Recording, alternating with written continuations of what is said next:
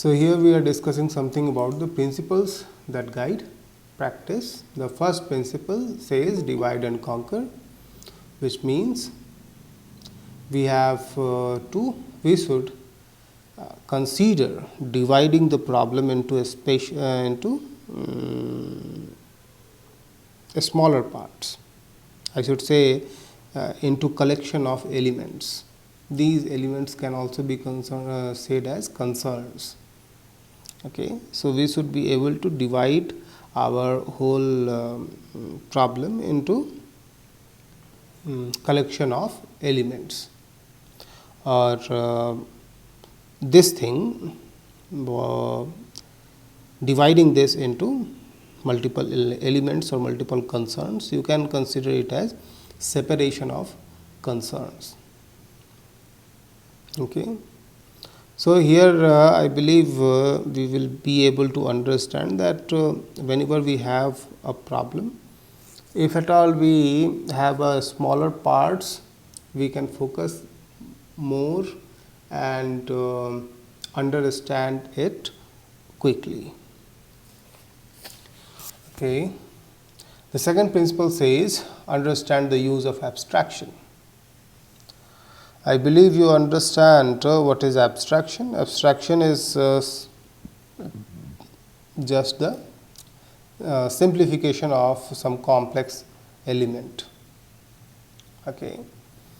Some complex thing, if at all we have, we can represent it in a simple way, which actually may not work with the full definition, may not be having the full definition. However, we are able to understand what are the related functionalities, what will be, how will it look like after the full definition.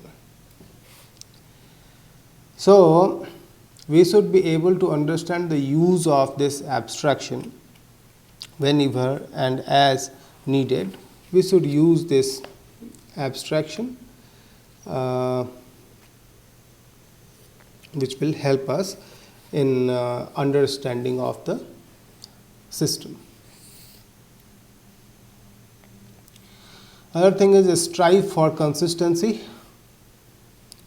Here what we are saying is whatever we are designing, the whole system should be consistent.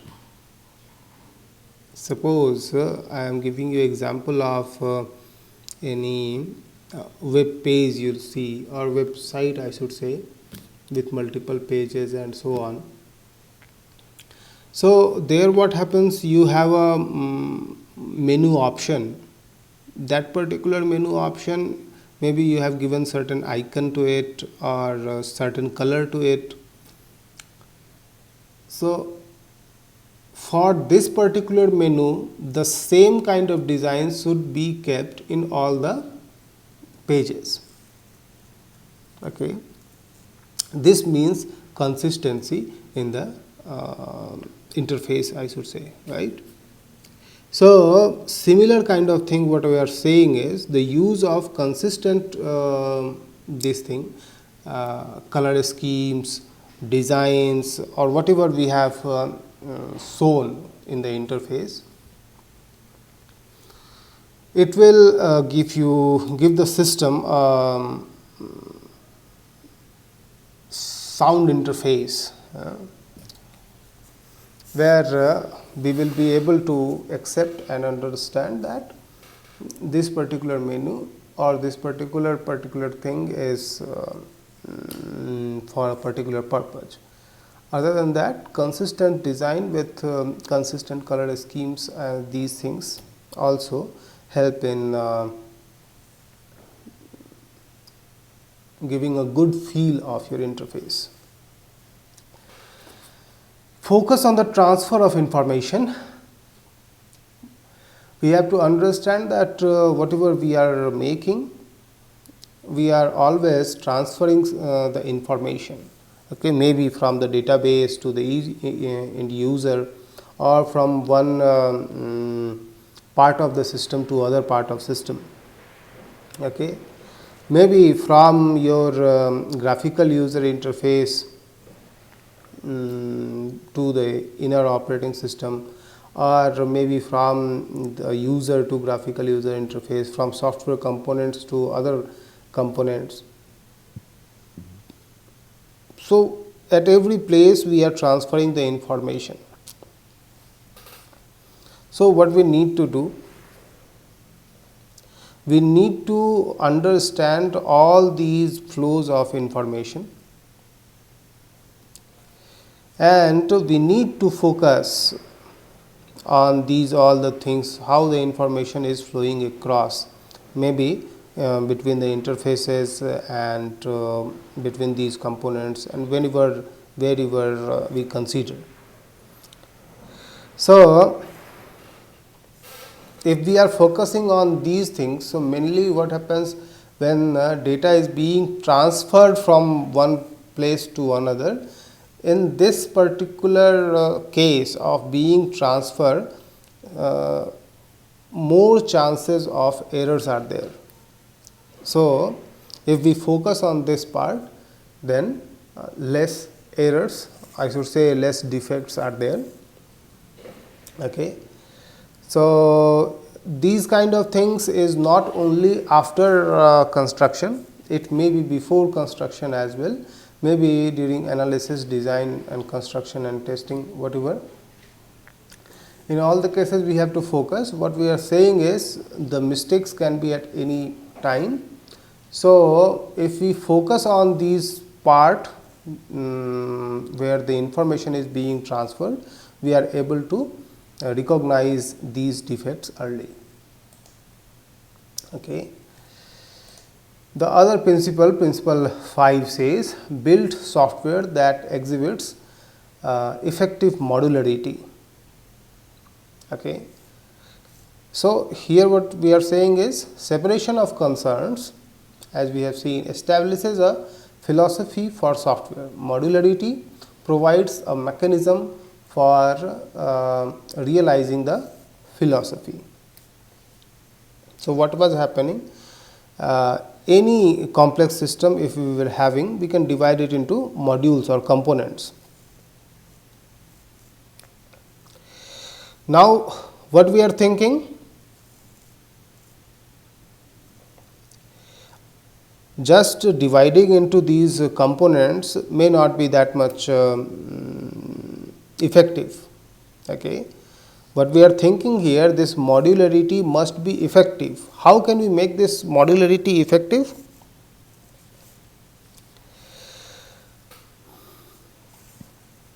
One module should be more independent. Okay. This one module on itself should be more independent, and it should less interact, okay, how should I say, less dependent on other modules. That will make it more effective. Okay. This thing we call it cohesion. I should say here, while saying this principle 5, I should say the module should be cohesive. Okay. Let me give some more time here, because these two questions we call it coupling and cohesion, which will which may be asked to you throughout your career. Coupling and cohesion, what happens? We want the system, whenever we are modularizing, these modules should be more independent to each other. Okay. Independent means one module is handling all of its functions itself, all over whatever the contents it has to represent, all those things it is doing itself. Okay. So, this is part we call it cohesion. Okay. Other thing is coupling. What is this coupling? Coupling is the interaction between the modules. That means one module needs to get data from somewhere, but it is using a function. This function is defined in another module. So, it interacts with another module, uses the function of the other module to get the data. Okay. Means some kind, what I am trying to say is, if the modules are dependent on other module, then we are increasing the coupling kind of thing. Okay. So, in a good system, or I should say in an effective modularity, we should have low coupling and high cohesion. Okay. Can you understand this thing? This is important. Please tell me whether you were able to understand this thing, coupling and cohesion. Shall I repeat?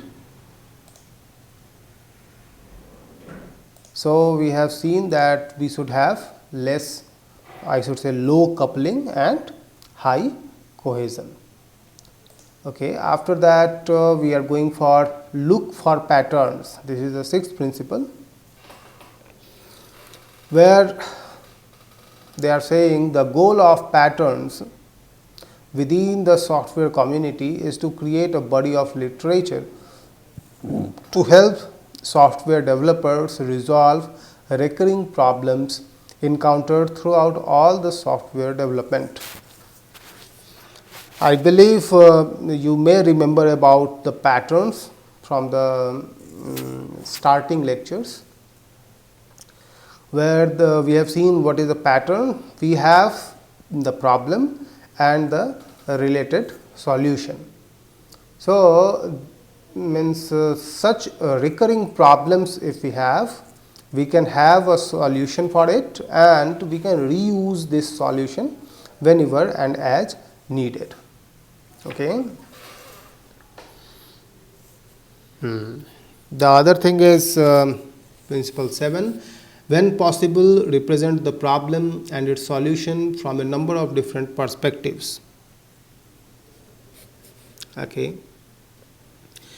Okay. So, here what we are thinking is, if you see the problem and its solution from different perspective, you will see that there are several things in this problem, and also you will be able to find multiple errors or defects, and then you can also remove those errors. So, the eighth principle is, remember that someone will maintain the software. So, we have to understand that whatever we are developing, this there will be a maintenance team which will maintain the software. So, if we have used a good software practice, okay, then whatever the software has been built, it will be easy to maintain,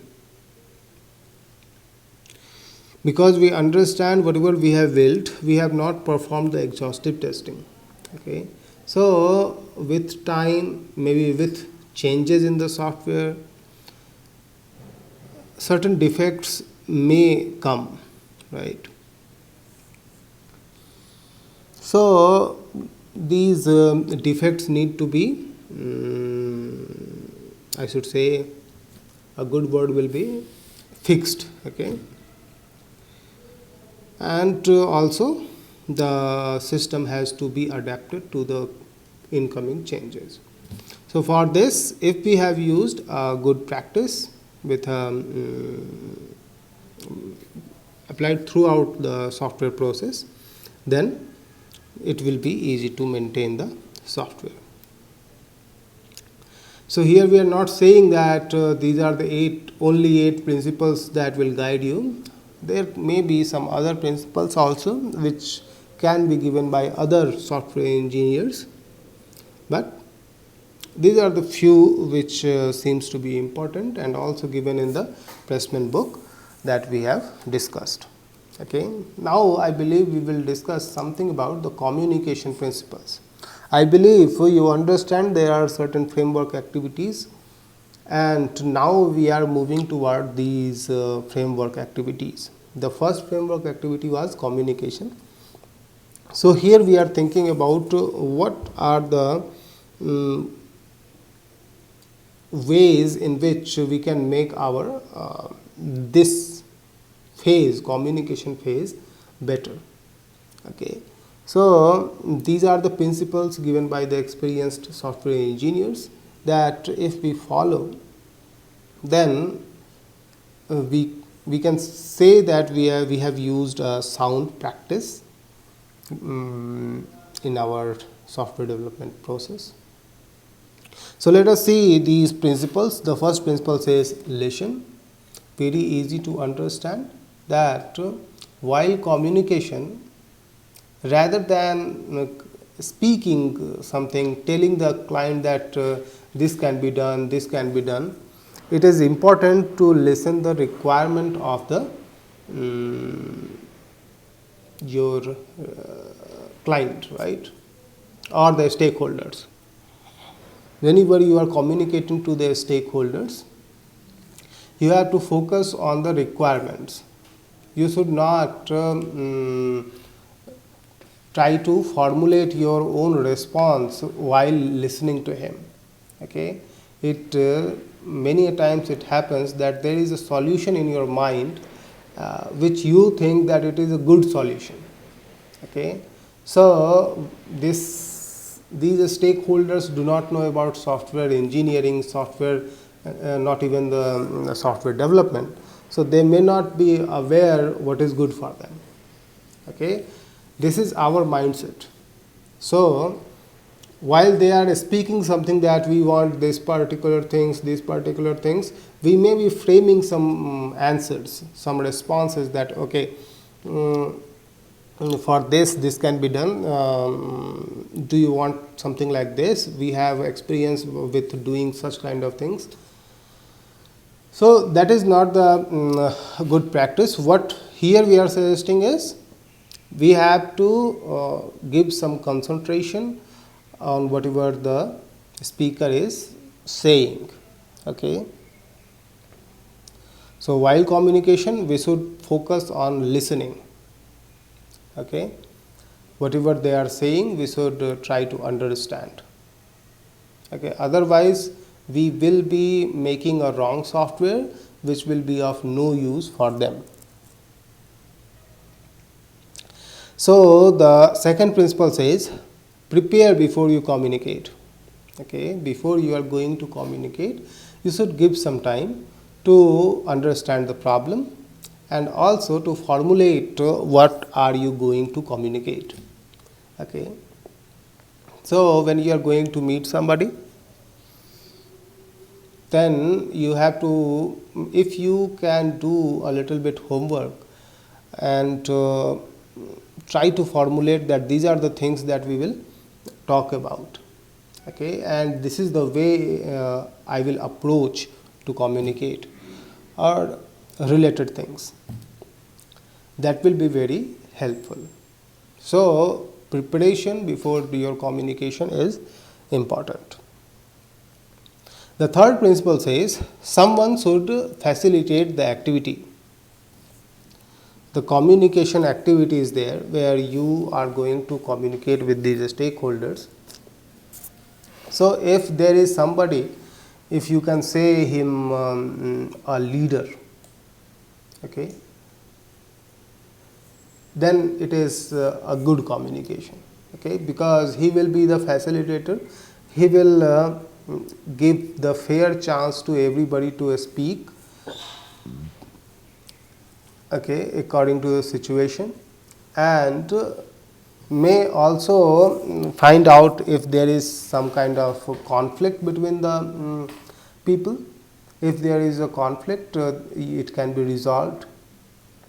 Okay, and also while communications, suppose other principles are being followed or not, These are the few things that the facilitator can take care of. So, in every communication, if we assume that we have a facilitator which will take care of these few things, then it will be good. Okay, the fourth principle says face to face communication is best. So, whenever we are communicating, the face to face communication is better. Okay, best. Okay. Okay. The other thing is principle 5, take notes and document decisions. Okay. What we are saying is, whatever we are discussing here, it should be noted down and in a way so that it can be produced on a later date if required. Okay. The sixth version says strive for collaboration, which means rather than working independently, we should work as a team. Okay. Okay. So, collaboration and consensus occur when the collaborative knowledge of members of the team is combined. Okay. Okay.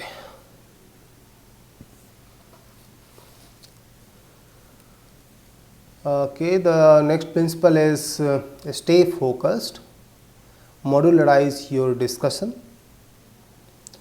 What happens when we start discussing, in between we may move towards some other direction. So, in a communication, if we have a facilitator, they will try to bring your conversation back on the topic and you can stay focused. So, while communication, staying focused on your topic, your whatever you are discussing, so that particular focus is important. Also, if you will be able to modularize your discussion, that means these are the topics that you are going to discuss. Suppose you have one topic only, if you can divide it further into smaller parts, okay, that will be very helpful in your communication and also in maintaining the focus. If something is unclear, draw a picture. Here we are saying that whatever we are discussing verbally, it is, if it is not that clear verbally, we can draw some diagrams, some drawings, some sketch that will be helpful in clearing our conflicts. Principle 9, once you agree to something, move on. If you can't agree to something, move on. If a feature or function is unclear and cannot be clarified at the moment, move on. Okay? Here what we are saying, in communication, we should not rather keep discussing on the same thing which is not going to any conclusion. Okay? So, here are three things they are saying, that in case something you have already agreed that yes, this is something that we can do, then you need not waste time on discussing the same thing. You should move on to the next thing. Secondly, if there is something on which you cannot agree, okay, that no, this thing we cannot do in 7 days, not possible. Okay. So, stop discussing on it, that okay, we cannot discuss, we should not waste time on it. It is not even possible for us to complete it within this time limit. Let us talk about the other features. Okay. The third thing they are saying, that there may be certain features that the communicators, somebody who is telling the features or functions, they are not saying nicely, or these people, we the software developers, we are not able to understand the features or functions. So, we can consider that this situation is where we are not clear about these principles. In that case, moving on is the best option, so that later on we will apply some other techniques, maybe our requirement discovery techniques that we have learned to find out, to understand these features and function. For now, we should move on in communication to the next topics. Okay. Negotiation is not a contest or a game. Okay. It works best when both parties win. Okay. Here what we are saying is, many a times we believe that when we are negotiating, then we are the one who should win. Okay. However, that is not the case here. What we want is, if both the parties win, then we can consider that negotiation was successful. So, if it doesn't happen like that, if both parties are not winning, that in that case there may remain a kind of dissatisfaction on any one end. Okay. That is not good for long term. So, here also we have to consider that we are not only negotiating about the money. Here actually we are negotiating on the features and functions, that these are the features and functions that should be there in your software. So, these features and functions should be very clear. So, here negotiation means that what are the features the stakeholders want or they are saying, and what we are understanding.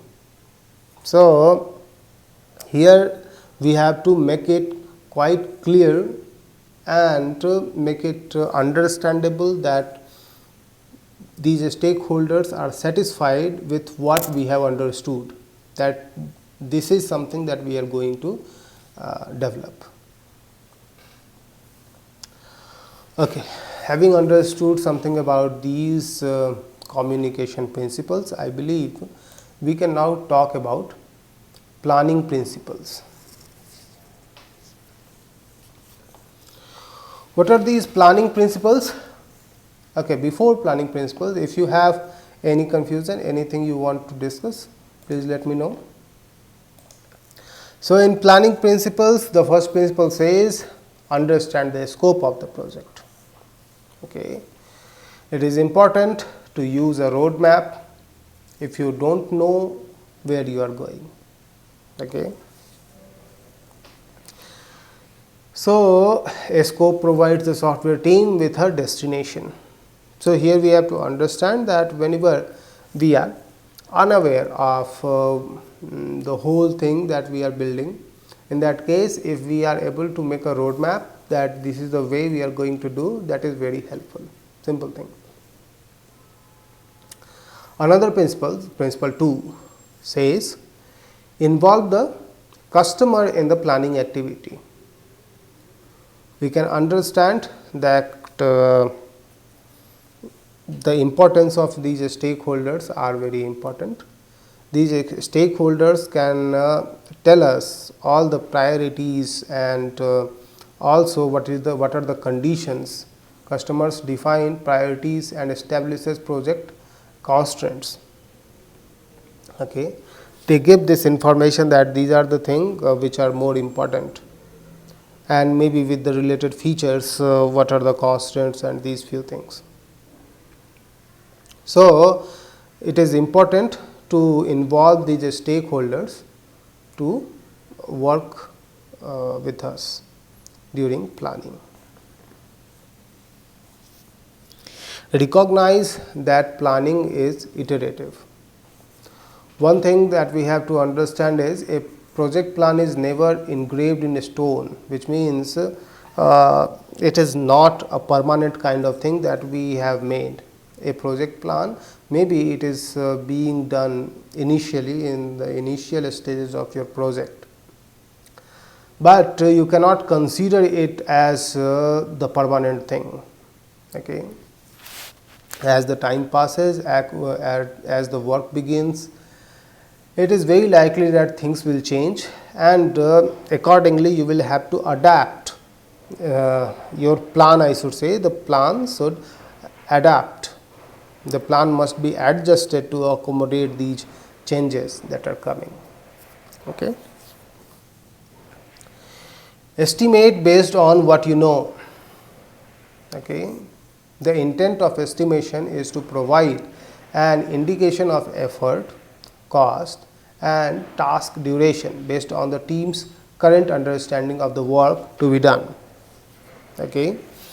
Whatever we have our prior knowledge, on the basis of that we will try to find out these few things, that what are the amount of effort, cost and this duration this will be required to complete this project.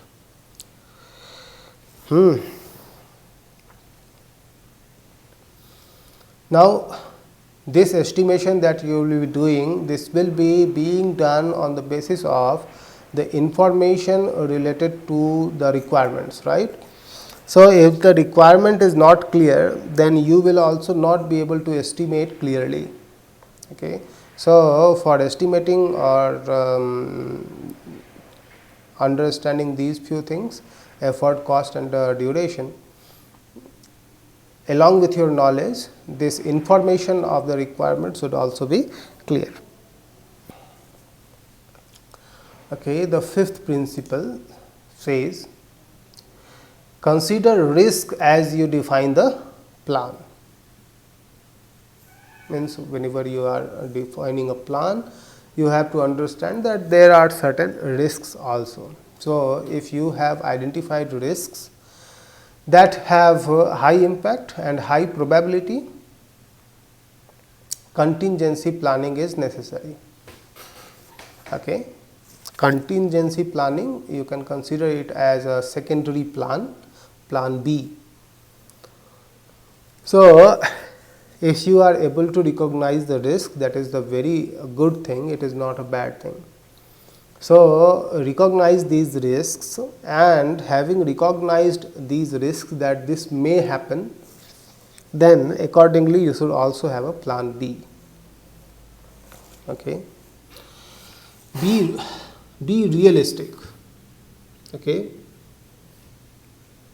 You have to accept that people don't work 100% every day, means the productivity of the people may not be same on all days. Okay. Also, whatever they are doing, the people, if they are working, they are collecting the requirements. There may be some error in requirement gathering, there may be some errors while designing, there may be certain mistakes in engineering practices. Okay. So, this productivity of the people may not be as the productivity of a computer, right. So, you have to accept it and be realistic that people are there, they may commit some mistakes. Okay. So, these few things should also be considered while you are planning, right. That these work, if you are planning according to 8 hours a day, so you should be realistic a little. Principle 7, it says, adjust granularity as you define the plan. What is granularity? Granularity refers to the level of detail. Okay. Let me repeat, granularity refers to the level of detail that is introduced as a project plan is developed. So, high granularity means you will have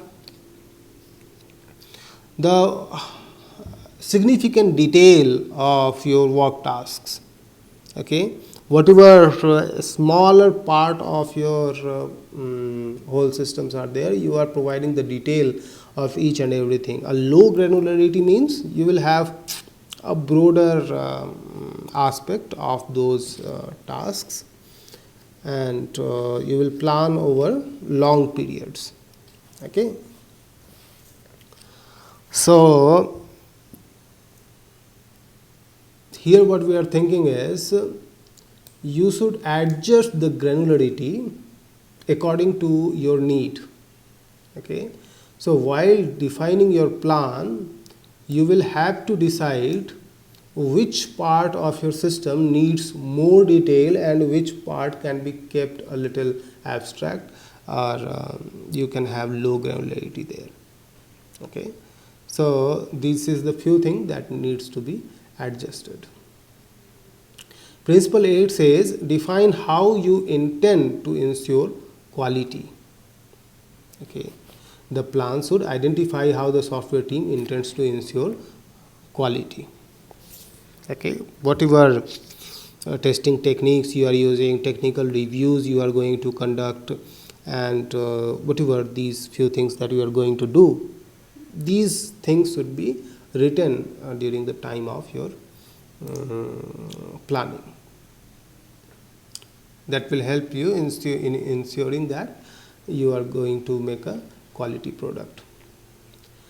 Principle 9, it says describe how you intend to accommodate changes. Okay. Change is inevitable, change will definitely come. Then you have to consider the changes, and you have to note it down during the planning itself, that what will you do in case of changes. Even the best planning can be obviated by uncontrolled change. Okay. Sometimes even if you have done the best planning, and if you have not done anything to accommodate changes, then it may lead to failure. Okay. So the 10th principle says track the plan frequently and make adjustments as required. Okay. Whatever your planning is being done, this plan needs to be checked frequently, means after a certain time period you should go through them. Software projects fall behind schedule one day at a time. Okay. So what you need to do, if you will track the progress on suppose daily basis or periodically, then it will be helpful. You can adjust your plan accordingly if at all we are lacking behind at some times. Okay. So these are the few principles that we have seen in our planning. I believe there are other framework activities like modeling, design, construction and testing. So we have to see some of the principles for them as well. So tomorrow we will try to complete all these principles. Although whatever principles we are talking about here, they all we are taking from the book Roger Pressman only. Okay. Okay.